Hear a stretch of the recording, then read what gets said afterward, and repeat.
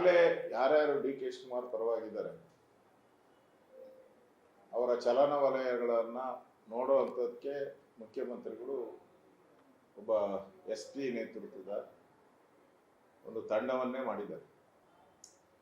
ಈಗ ಕುಮಾರಸ್ವಾಮಿ ಬೇರೆ ಬೇರೆ ಅಪೋಸಿಷನ್ ಅವ್ರಿಗೆ ಹೆಂಗೆ SITಗಳನ್ನ ಮಾಡ್ತಾ ಇದ್ರು, ಇವ್ರಿಗೊಂದು SIT ಮಾಡಿದ್ದಾರೆ.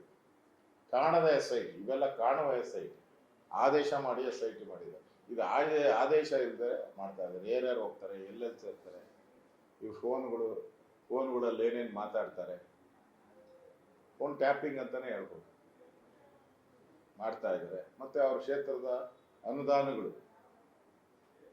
ಅನುದಾನಗಳನ್ನು ಕೂಡ ಕಡಿತ ಮಾಡುವಂತ ಒಂದು ಕೆಲಸವನ್ನ ಸಿದ್ದರಾಮಯ್ಯ ಮತ್ತು ಅವರ ತಂಡದವರು ಮಾಡ್ತಾ ಇದ್ದಾರೆ. ಈಗಾಗಲೇ ಪತ್ತೆ ಹಚ್ಚಕ್ಕೆ ಅವ್ರದೇ ಒಂದು ತಂಡ ಮಾಡ್ಕೊಂಡಿದ್ದಾರೆ. ಅದೊಂದು SIT, ಕಾಣದ SIT, ಕಣ್ಣಿಗೆ ಕಾಣದ SIT.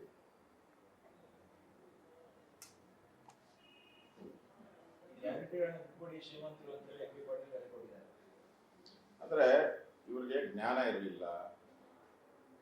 DK ಸುರೇಶ್ ಹೇಳಿದಾರೆ, ಈ ಗ್ಯಾರಂಟಿಗಳ ಭಾರ ಅಂತ ಈಗ ಹೇಳ್ತಾ ಇದ್ದಾರೆ. ಇದನ್ನು ಮಾಡಕ್ಕೆ ಮುಂಚೆ ಯೋಚನೆ ಮಾಡಬೇಕು ಅಂತ ಕಾಂಗ್ರೆಸ್ಸಿನ ನಾಯಕರೇ ಹೇಳ್ತಾ ಇದ್ದಾರೆ.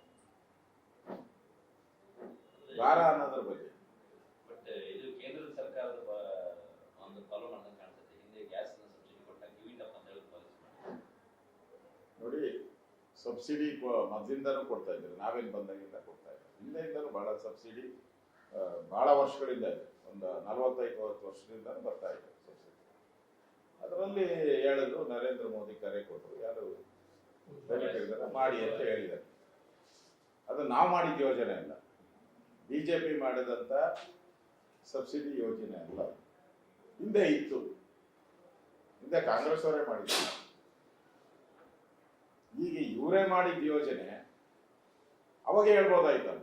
ಯೋಜನೆ ಮಾಡೋವಾಗೆ ಯಾರ್ಯಾರು ಧನಿಕರಿದ್ದಾರೆ ನೀವು ತಗೊಂಬೇಡಿ ಅಂತ ಅವಾಗೇ ಘೋಷಣೆ ಮಾಡ್ಬಿಡ್ಬೋದಾಯ್ತು. ಚುನಾವಣೆಗೆ ಯಾವಾಗ ಅನೌನ್ಸ್ ಮಾಡಿದ್ರು ಅವಾಗ ಏನು ಹೇಳಿಲ್ಲ. ಕಾಕಾ ಪಾಟೀಲ್ ನಿನಗೂ ಫ್ರೀ, ಮಾದೇವಪ್ಪ ನಿನಗೂ ಫ್ರೀ ಅಂತ ಹೇಳಿದ್ರಲ್ಲ. ಅಂದ್ರೆ ಉಳ್ಳವರು ತಾನೆ, ಮಾದೇವಪ್ಪನೂ ಉಳ್ಳವರು, ಕಾಕಾ ಪಾಟೀಲು ಉಳ್ಳವರು. ಅವಾಗ ನೀವೇ ಹೇಳಿದ್ದೀರ ಉಳ್ಳವರಿಗೂ ಕೊಡ್ತೀನಿ ಅಂತ. ಈಗ ಕೊಡಲ್ಲ ಅಂದ್ರೆ ಇದು ಮಾತಿಗೆ ತಪ್ಪದಂಗೆ ಆಗಲ್ವಾ? ನೀವು ಮೋಸ ಮಾಡ್ದಂಗೆ ಆಗಲ್ಲ, ಜನಗಳಿಗೆ ದ್ರೋಹ ಬಗ್ದಂಗೆ ಆಗಲ್ವಾ? ಹೇಳ್ಬಿಟ್ಟಿದ್ದೀರಲ್ಲ.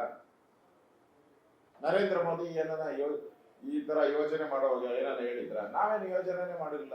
ಯೋಜನೆ ಹಿಂದೆ ಇದ್ದ ಸರ್ಕಾರಗಳು ಮಾಡಿದ್ದು ಸಬ್ಸಿಡಿದು, ಗ್ಯಾಸ್ ಸಿಲಿಂಡರ್ ಬಗ್ಗೆ. ಅದರಿಂದ ಈಗ ಇವೆಲ್ಲ ಸೂಚನೆ ಏನು ಅಂದ್ರೆ, ಸರ್ಕಾರ ಪಾಪರಾಗಿರೋದಕ್ಕೆ ಇದೆಲ್ಲ ಒಂದು ಕನ್ನಡಿ ಹಿಡಿದಂಗೆ. ಪಾಪರಾಗಿರೋದಕ್ಕಿಂತ ಇದಕ್ಕಿಂತ ಇನ್ನೇನು ಬೇಕಾದ ಅವಶ್ಯಕತೆನೇ ಇಲ್ಲ ಅಂತ.